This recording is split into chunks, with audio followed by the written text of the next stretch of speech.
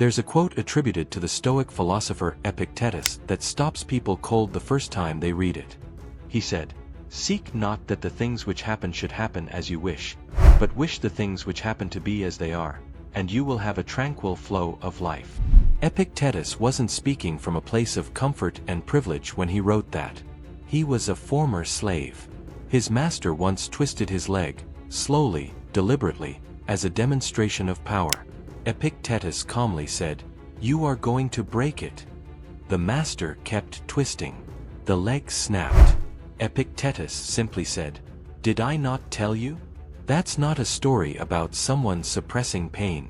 That's a story about someone who had done the internal work, for years, to understand the difference between what the body feels and what the mind surrenders to.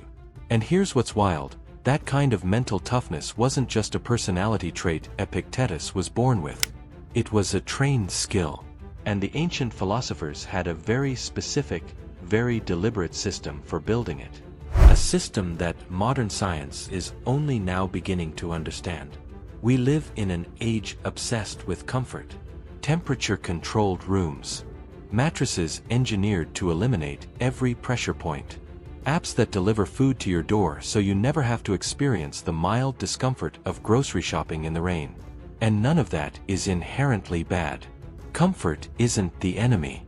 But here's what the ancient philosophers understood, and what we've quietly forgotten, is that the complete avoidance of discomfort makes the mind fragile. Not immediately. Gradually. The way a muscle atrophies when it's never loaded. They called this process different things across different schools of thought.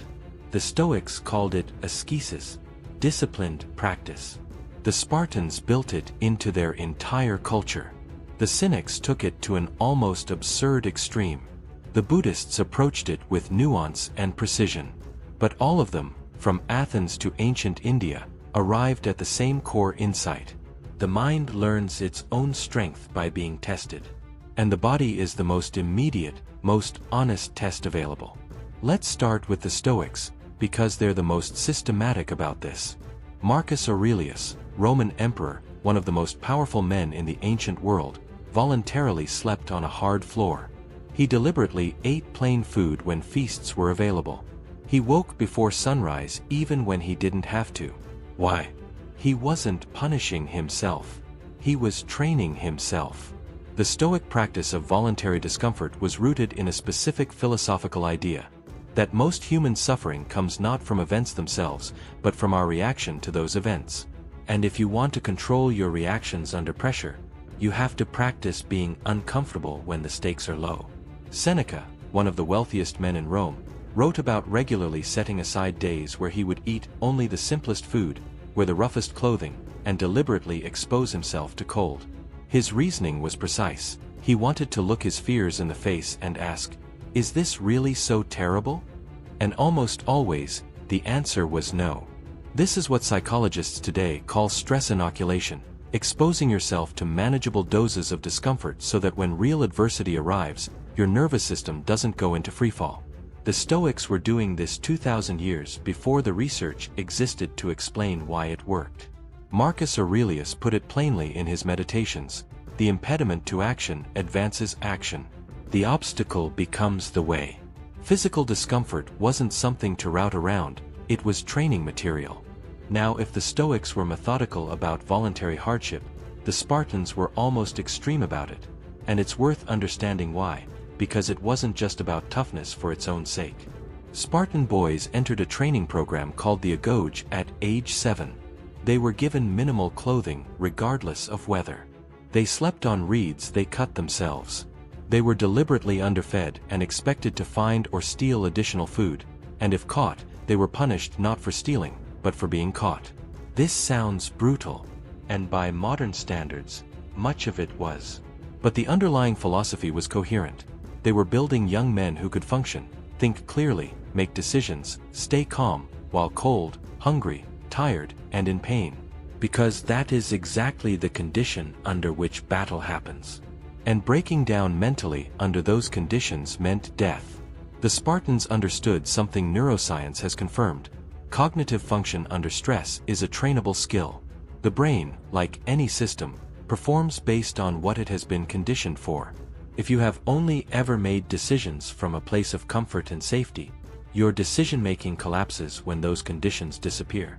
If you've practiced thinking under physical duress, even mild, voluntary duress, you build what researchers now call stress tolerance bandwidth. Your window of optimal functioning extends further into difficult conditions. The Cynics took a different angle, and honestly, they're the most fascinating school when it comes to this topic. Diogenes of Sinope, the most famous Cynic, lived in a clay jar in Athens. He owned nothing. He begged for food. He slept on stone. And he wasn't doing this out of poverty or necessity. He was one of the most intellectually respected men in the city. Alexander the Great once visited him and asked if there was anything he could do for him. Diogenes, lying in the sun, said, "Yes. Stand out of my light." The Cynics believed that civilization's comforts were a trap, that by surrounding ourselves with soft things, we became soft things. The body, subjected to hardship, was the truest teacher of what was real and what was illusion. Here's the insight that makes this more than just ancient eccentricity. When you voluntarily strip away comfort, you discover exactly how much of your anxiety and mental noise is generated by the fear of losing comfort, not by actual suffering. Now, the Buddhists approached this very differently, and it's an important counterbalance to the Western models. The Buddha himself started as a prince. Complete sensory luxury. Then he swung to the other extreme, years of extreme asceticism, fasting to near starvation, sleeping on thorns. And his conclusion was that neither extreme was the path.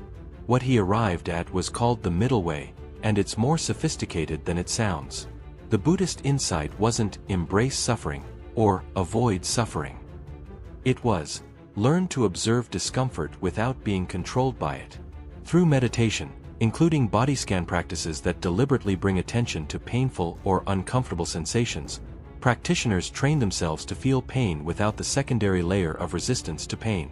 Because here's the thing modern pain researchers have discovered: physical pain has two components: the raw sensation, the signal, and then the suffering layer, the emotional, psychological response to that sensation. The resistance, the catastrophizing, the "this is unbearable, this will never end." Buddhist practice, it turns out, directly targets that second layer.